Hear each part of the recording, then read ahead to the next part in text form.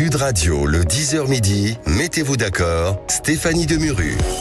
On se retrouve en direct sur Sud Radio en ce 8 mai. N'hésitez pas, chers auditeurs, si vous êtes tranquillement chez vous, à nous écouter, de venir réagir au standard avec le sourire de Aude qui vous accueillera 0826 300 300.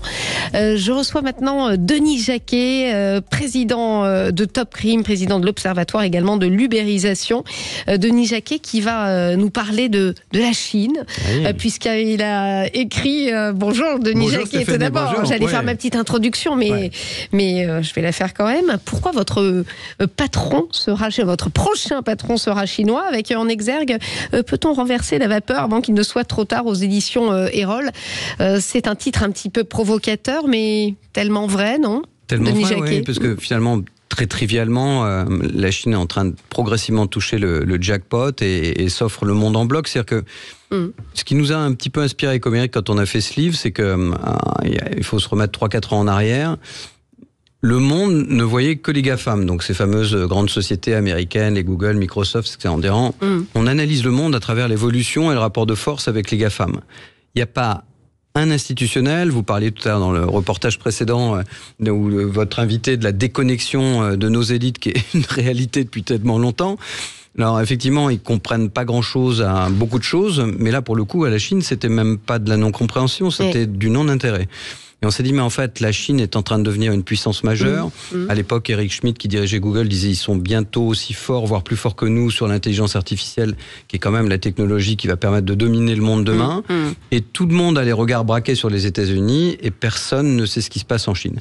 Et cette espèce d'arrogance... Oui, j'allais dire, une forme d'arrogance. D'arrogance, c'est déconnexion et arrogance. Mais les deux sont un petit peu liés. C'est-à-dire que après, ça fait longtemps qu'on entend la musique de Denis Jacquet, l'expression, ils vont nous bouffer. Bon, ça, on l'entend depuis depuis longtemps. Coluche qui disait avec beaucoup d'humour, quand vous mélangez le blanc et le jaune, à la fin il reste que le jaune. Non mais voilà, donc il y avait quand même malgré tout une forme de désintérêt, de se dire bon allez... Oui, parce que pour la plupart des élites européennes et notamment françaises, la Chine est un pays qui ne fait que copier, donc un copieur c'est pas beau, c'est péché, c'est sale, ça n'a aucun intérêt.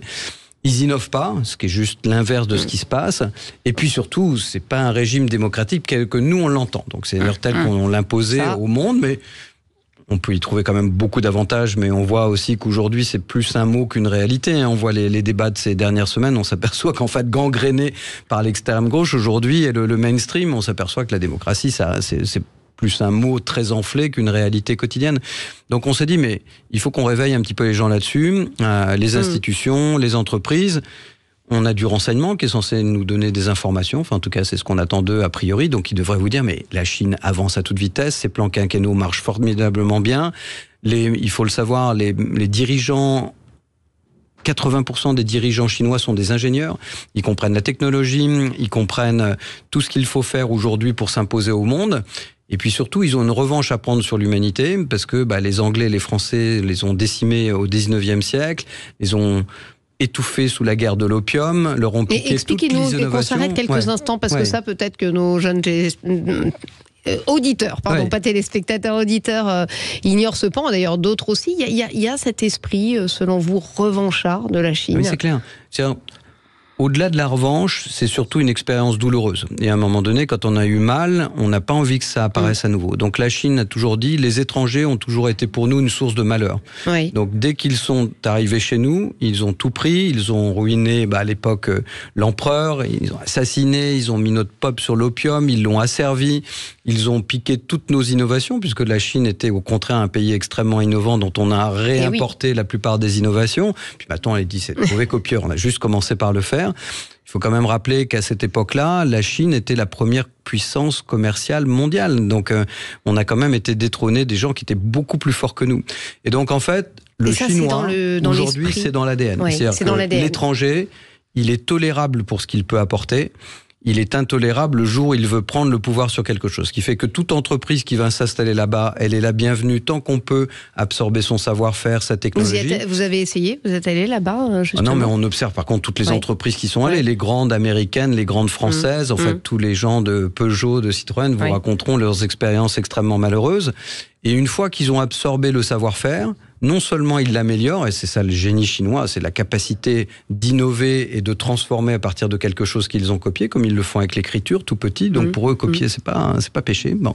Mais c'est surtout qu'après, ils innovent. Et aujourd'hui, même l'Allemagne, qui était censée être la ressource d'innovation, d'industrie de précision en Europe, c'est fini. Ils vont chercher une partie de leurs innovations en Chine. Donc les Chinois sont vraiment passés dans le millénaire d'après. Ils préparent le millénaire d'après pendant qu'on continue à camper dans le millénaire d'avant. Mais donc, vous dites qu'ils copient pas, mais enfin ils ont un peu copié quand même. Mais ils ont copié longtemps, oui. Mais ce qu'il faut comprendre dans la culture chinoise, c'est quand vous êtes un petit Chinois ou un petit Asiatique en général, vous commencez par écrire. Et l'écriture chinoise est très complexe. Donc vous copiez, vous la recopiez, jusqu'à temps que vous la maîtrisiez. C'est ce qu'ils font avec les industries. Ils la copient, la recopient, etc. Et puis à un moment donné, on dit, si tu veux vraiment être bon, il faut innover, il faut améliorer. Et là, ils font beaucoup mieux. Et en fait, leur génie à eux, c'est pas toujours sur la créativité d'origine, c'est la capacité d'en faire quelque chose de différent. Et c'est là où ils sont excessivement forts, ils l'adaptent à leur culture, et après ils le réexportent, comme ils l'ont fait avec TikTok. Finalement, ils ont un peu piqué l'Internet américain. Absolument. Ils ont fait un WeChat que nous, on est incapable de faire. Ils ont fait TikTok qui a envahi le monde. Donc, ils ont une vraie capacité ensuite à innover à partir d'une chose qu'ils ont copiée. Mais maintenant, la copie, c'est une toute petite partie de l'économie chinoise. La réalité, aujourd'hui, c'est qu'elle innove, qu'elle crée, et que les autres, maintenant, viennent s'inspirer des Chinois. Sur les batteries, aujourd'hui, enfin, moi, les batteries au lithium sont faites exclusivement là-bas. Voilà, bien sûr. Et moi, j'ai un vieux téléphone dont je tairai la marque, bien connue, de marque chinoise depuis 4 ans. Il tient de 7h du matin à 7h le soir. Il me reste encore 20% pendant que j'ai déjà rechargé 2 fois mon Samsung ou mon Apple dans la journée. Donc ils ont vraiment aujourd'hui développé des savoir-faire incroyables en améliorant ce que nous on a fait pendant un premier temps. Alors quels sont justement les domaines, j'imagine qu'on pense à l'intelligence artificielle où on est copieusement en retard, nous les Européens, les Chinois eux, sont déjà très en avance, à égalité avec les Américains. Oui, alors c'est-à-dire qu'en fait, la Chine a dit voilà, on était une puissance commerciale majeure, on n'est pas très bon pour faire la guerre, par contre on est très bon pour dominer le monde à partir du commerce. Donc en fait, ils ont déjà rebâti ce qui existait au XVe siècle, c'est-à-dire la route de la soie, c'est-à-dire la capacité effectivement d'emmener des marchandises ou de recevoir des marchandises dans n'importe coin du monde à une vitesse phénoménale. Surtout qu'on leur vend les ports, nos ports maritimes, donc une bonne preuve de naïveté de notre part peut-être. Ah mais on est complètement naïf, enfin, on pourra y revenir sur l'attitude européenne, c'est la catastrophe. En tout cas, la route de la soie. Réussir à irriguer le monde entier d'infrastructures qui permettent de transporter, de recevoir et de diffuser tout ce que eux produisent et de rapatrier ce dont ils ont besoin. La seule caractéristique d'un porte-container chinois par rapport à tous les porte-containers du monde, moi je suis à Miami donc j'en vois passer sous ma fenêtre tous les jours, ça arrive plein, ça repart plein. Vous ne voyez jamais un porte-container repartir à vide, ça n'existe pas. C'est plein à l'aller, c'est plein au retour. Donc ça, c'est la première chose. Donc déjà, quand vous avez toute l'infrastructure pour le commerce mondial, vous êtes déjà très puissant. La deuxième chose, ils disent, mais on est 1,5 milliard, la planète fera 9 milliards, qui va nous faire à manger demain? Ils achètent toutes les terres agricoles, comme le font aussi les Moyen-Orientaux depuis un moment, tout ce qui est disponible en Australie, ils achètent des champs, des terres, etc., qui va cultiver, qui va faire la nourriture dans tous les autres pays. Dans les autres pays. Voilà, parce qu'il y a des choses qu'on ne peut pas forcément planter dans son propre pays, même quand il est immense comme celui de la Chine, problème climatique, et ensuite, la capacité de dire je vais nourrir les autres, mais je vais surtout nourrir ma pro. Et là aussi, c'est le passé. Mao, dans sa folie, avait envoyé tous les intellectuels à la campagne. Il a affamé la moitié de sa population. Plus jamais il y aura de famine en Chine. Donc c'est le deuxième traumatisme qu'ils soignent aujourd'hui. Mais ça, ils se l'étaient créé eux-mêmes. Et le troisième, c'est de dire qu'est-ce qui va dominer le monde aujourd'hui? C'est l'intelligence artificielle, c'est le quantique, c'est tout ce qui va aujourd'hui donner accès à de la data. La data, c'est l'or d'aujourd'hui déjà et de demain encore plus. Tous ces systèmes aussi d'abrutissement par les réseaux sociaux qui font que, au-delà de la génération Sciences Po qu'on voit en ce moment, on génère des décérébrés qui ne connaissent rien, mais qui quand même se permettent de manifester qu'ils ne le savent pas. Bon. Et donc, du coup, on a effectivement aujourd'hui une Chine qui, depuis près de 30 ans, investit sur l'intelligence artificielle et qui fait jeu égal avec les États-Unis déjà depuis 5 ans. Mais si vous prenez ce qu'on appelle les PhD aux États-Unis, c'est-à-dire les maîtres de thèse et les plus beaux papiers, les plus grands papiers, aujourd'hui, la plus grande production, elle est faite en Chine. Donc, du coup, ils ont les infrastructures commerciales, ils ont tout ce qui va permettre d'alimenter les nations du monde demain. Et en plus, sur la data et l'intelligence artificielle, ils sont les numéros 1 bis mondiaux. Donc on ne voit pas ce qui peut les arrêter. Et aujourd'hui, le véhicule électrique, et demain, il sera chinois. Enfin, je veux dire, à part Tesla et quelques-uns, personne ne va résister. Oui, et ce qui frappe, c'est que malgré les discours un petit peu offensifs européens, c'est que tous les domaines que vous nous avez cités, c'est des domaines où on a de très grosses difficultés, où on est en retard. Enfin, l'agriculture, on a vu cette crise agricole. C'est quoi ça ? C'est une forme de naïveté, une forme d'arrogance Mais je pense européenne. qu'on a au niveau de l'Europe la même déconnexion qu'on a au niveau de la France. C'est-à-dire qu'à un moment donné, tous ceux qui nous gouvernent sont quand même des gens qui n'ont jamais travaillé de leur vie. Donc globalement, vous les avez jamais vus dans une entreprise, jamais vus dans un commerce, jamais vus comme Emmanuel agriculteur. Macron était banquier. Ouais, il a fait un stage de 18 mois. Je veux dire, c'est quand même une expérience limitée pour savoir ce que c'est que la vraie vie. Bon. Oui. Donc du coup, à un moment donné, la plupart, Bruno Le Maire, etc., c'est des gens qui ont fait une carrière essentiellement politique. Ils n'ont jamais travaillé. Mais enfin, c'est pas ce gouvernement-là, c'est le précédent, etc. Oui. Donc des gens déconnectés pour qui l'économie est souvent un péché, parce qu'il y a quand même une tradition très à gauche, et notamment à Bercy, qui est quand même très anti-entreprise. Vous prenez Pierre Moscovici, c'est pas anti-entreprise, c'est une détestation fondamentale. Vous prenez aujourd'hui Olivia Grégoire, elle est plutôt business, Macron, je veux pas me défendre Macron, mais enfin voilà, il y avait quand même c'est pas un excessivement effort. Nul, mais quand vous réfléchissez, nous on a beaucoup bossé avec Macron avant qu'il soit élu. Oui. On lui expliquait le digital, etc. Mais quand on parlait avec lui, il avait tout compris. Donc, c'est pas un problème de compréhension et de neurones, c'est un problème d'application. C'est comme les startups, c'est jamais un problème d'idée, c'est un problème d'exécution. On est à 7 ans de sa première élection. Vous avez vu, vous, un plan sur l'intelligence artificielle, un plan sur le quantique, un plan sur l'espace, etc. Donc, ils savent tous, ils le savent, que le monde va être dominé par ça. Mais l'année dernière, Emmanuel Macron a crânement annoncé un plan de 500 millions d'euros. Alors j'ai regardé en Chine, c'est la 38e ville chinoise qui a à peu près ce budget-là. Donc la première, on parle d'un plan en plusieurs trilliards de dollars sur 5 ans en Chine. Et aujourd'hui, l'Europe, avec ses 400 et quelques millions d'habitants, investit à peine un tiers de ce que la Chine investit, à peine un tiers de ce qu'investit les États-Unis. Donc qu'est-ce qu'on fait nous aujourd'hui ? Ils sont un petit peu plus nombreux aussi. On régule. Oui, mais rapporté au PIB et rapporté au nombre d'habitants. Donc vraiment en proportion totale. Donc pas sur les volumes, parce que là les volumes on est 50 fois inférieur. Mais ramené à notre PIB ou ramené à notre nombre d'habitants, ils sont à un tiers de ce que fait les États-Unis, un tiers de la Chine. Donc on parle en trilliards. Eux parlent en trilliards et nous on parle en millions. Donc il y a un aveuglement. Enfin, je vous rappelle quand même qu'en février à Davos, Ursula von der Leyen, qui n'est jamais à l'abri d'un grand moment d'élocution, nous dit dans une interview, écoutez, l'IA, ça semble quand même être un sujet important. Attendez, en quelle année ? Là, il y a en février dernier, elle dit oui, l'IA, c'est un sujet important, il faut que l'Europe s'en saisisse. Mais il serait temps d'y réfléchir. Donc le problème, c'est que c'est beaucoup de temps pour d'investissement. Et les politiques français vous disent oui, mais on a quand même Mistral en France, qui est une très belle boîte d'IA, etc. Qui dans 2 ans, je vous le parie, sera achetée par Microsoft, donc sera déjà américaine dans moins de 2 ans.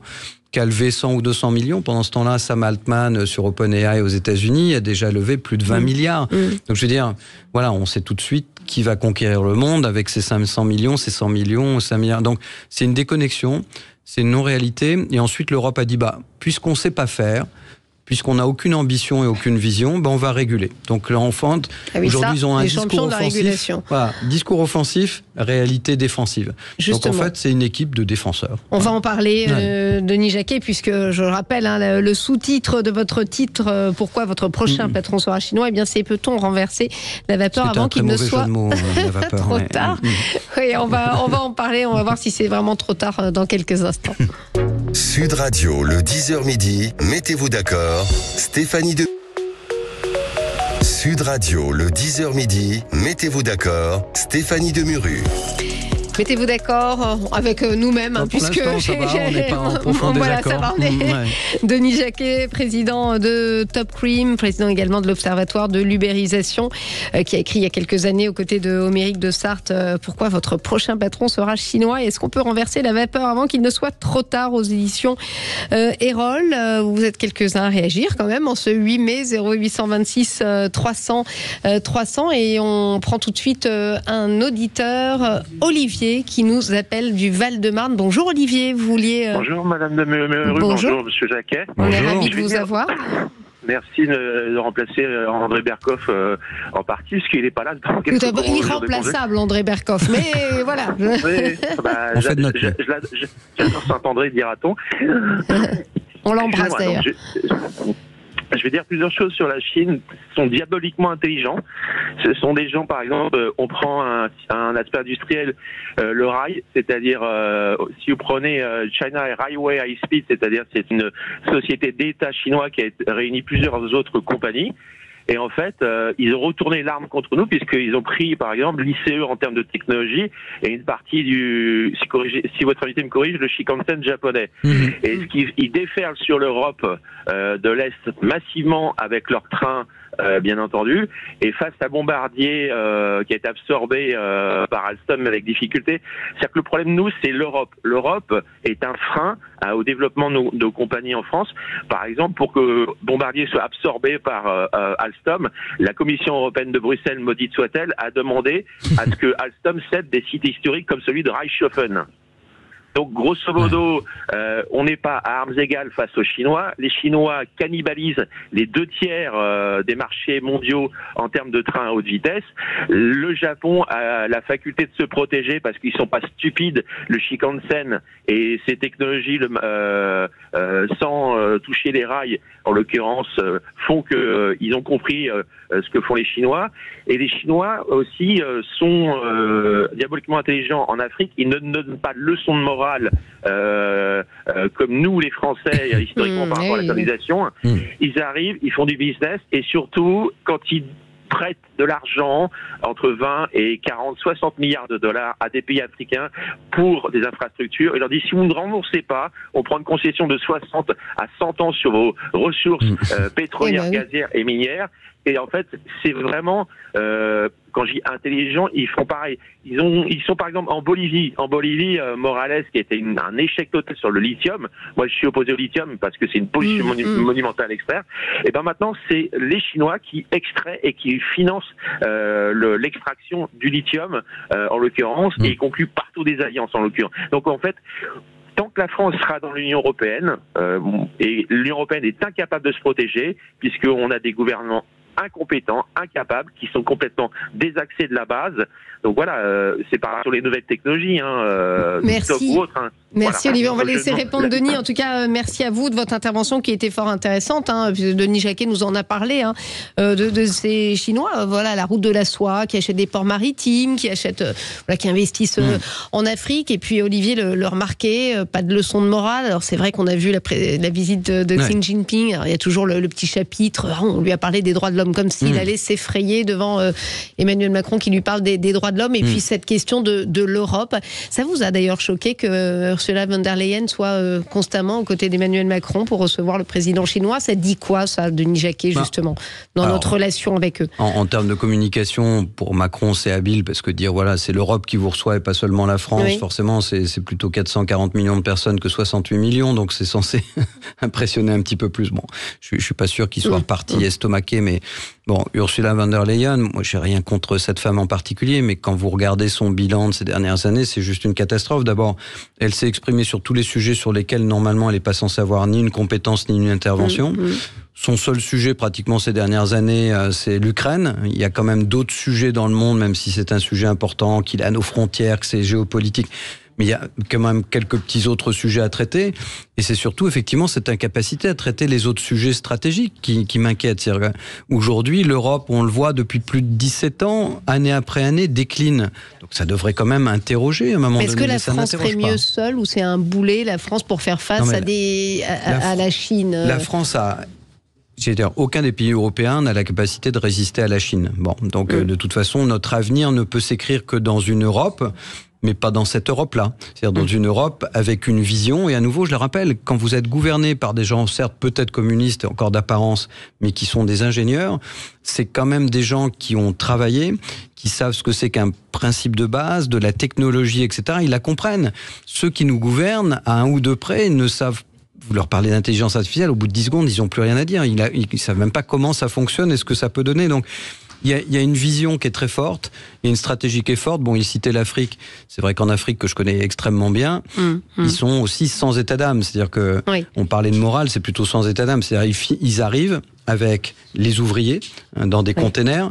Alors, je suis désolé d'être trivial, les prostituées dans un autre container, parce qu'il faut que les Chinois soient avec des prostituées chinoises, n'est pas des prostituées locales.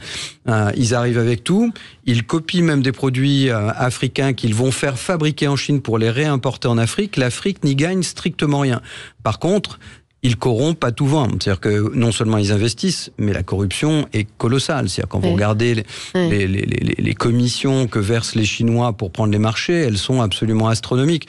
Donc on peut qualifier ça dans une grande enveloppe de morale, mais ils en ont aucune. Eux, ils sont là pour bâtir des infrastructures, prendre la possession des infrastructures, exploiter ces infrastructures, quoi qu'il en coûte. Alors que la France a été, entre guillemets, foutue dehors d'Afrique. Donc je ne vais pas admirer le fait qu'ils corrompent, parce que vous allez, je ne sais pas, au mois de décembre à Abidjan, vous voulez une langouste, ben non, tous les bateaux chinois sont en face, les emmènent en Asie, et les Africains, il y a des moments, n'ont plus de langouste à manger parce qu'ils ont tout pêché.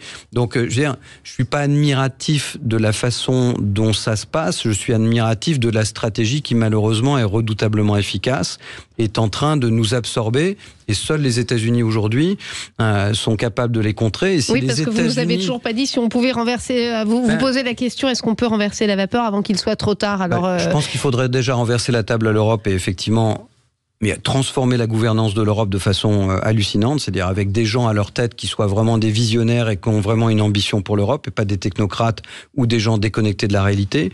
La deuxième, ça serait d'avoir sur les plans stratégiques de se dire, si on peut mobiliser comme ça 50 milliards un jour pour l'autre pour acheter des armes pour l'Ukraine, on doit peut-être pouvoir mobiliser 500 milliards pour s'offrir des géants à l'échelle européenne. La deuxième, c'est qu'on a très intérêt à se rapprocher encore plus des États-Unis, avec qui au moins on peut discuter et faire des choses un petit peu d'égal à égal, on va le dire comme ça. Ça n'arrivera jamais avec la Chine. Donc aujourd'hui, l'association, c'est l'Europe plus les États-Unis pour réussir à préserver une vague place dans l'économie mondiale. On n'en prend pas le chemin. Voilà. Et on n'en prend pas le chemin. Et donc, tant qu'en plus, il y aura toujours cette espèce d'arrogance liée au régime politique de la Chine en disant on ne peut pas discuter avec des gens qui sont comme nous, il arrivera après, rien. On discute, la preuve, on l'a reçu en grande pompe, le président. Quand on regarde le résultat à la sortie, qu'est-ce qui sort sur les droits de l'homme? Il ne lâchera jamais rien. Les Chinois veulent rester chinois. Donc les Ouïghours musulmans, soit ils se plient, soit ils sont traités comme ils sont traités. Alors, moi, je ne préconise pas ça, mais aujourd'hui, nous, on se fait, je suis désolé, et sans racisme, on se fait bouffer par l'islamo-gauchisme. On le voit avec toutes ces manifestations depuis le 7 octobre qui sont juste infâmes et répugnantes, à Sciences Po comme ailleurs. Mais ils ont dit ça ne nous arrivera jamais. Mais c'est pas qu'ils sont Vous pensez qu'ils regardent l'Europe comme d'ailleurs le fait Vladimir Poutine, en disant il y a une forme de décadence. C'est un petit peu pour eux, les valeurs occidentales, c'est des valeurs relativement décadentes. Et puis ils disent, l'Europe, tout ça, les États-Unis, ça fait 5 siècles que ça domine. Maintenant, c'est les BRICS. Donc, c'est l'Arabie Saoudite, l'Iran, la Turquie, la Russie, la Chine. Tout ça, ça va s'associer. Et ça va créer un nouveau monde avec des nouvelles règles. Alors, moi, à nouveau, j'irai pas vivre en Turquie. J'irai pas, à cause de son président actuel, j'irai pas vivre en Chine parce que c'est pas mon truc. Mais malheureusement, ça marche et ils sont puissants. Et aujourd'hui, quand vous regroupez toutes les énergies pétrolières, fossiles, le lithium, tout ce qui fait fonctionner le monde aujourd'hui, ils sont tous associés entre eux et contre nous.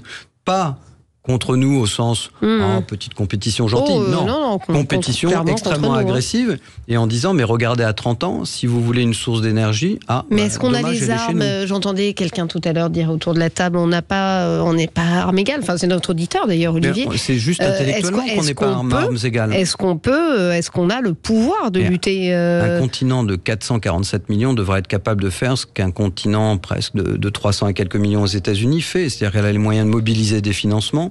Elle a les moyens de mobiliser des industries, elle a les moyens de payer sa recherche qu'elle ne paye pas, elle a les moyens de réanimer l'éducation qu'elle ne rééduque pas. Oui, à 447 millions d'habitants, vous avez les moyens de lutter, mais il faut une vision et une ambition, donc c'est ça qui manque. Donc on en revient bien aux ceux qui nous dirigent, qui n'ont pas ce qu'il faut pour impulser ce qui nous permet de vivre l'image. Voilà. Merci beaucoup Denis Jacquet d'avoir été avec nous. Avec plaisir. Et dans quelques instants, la suite des programmes sur Sud Radio, le meilleur d'ailleurs de Berkov. Vous retrouvez l'ami André, super. Et puis on se retrouve nous demain à 10h45. Merci à vous. Sud Radio. Sud Radio. Parlons vrai. Parlons vrai. Sud Radio. Parlons vrai.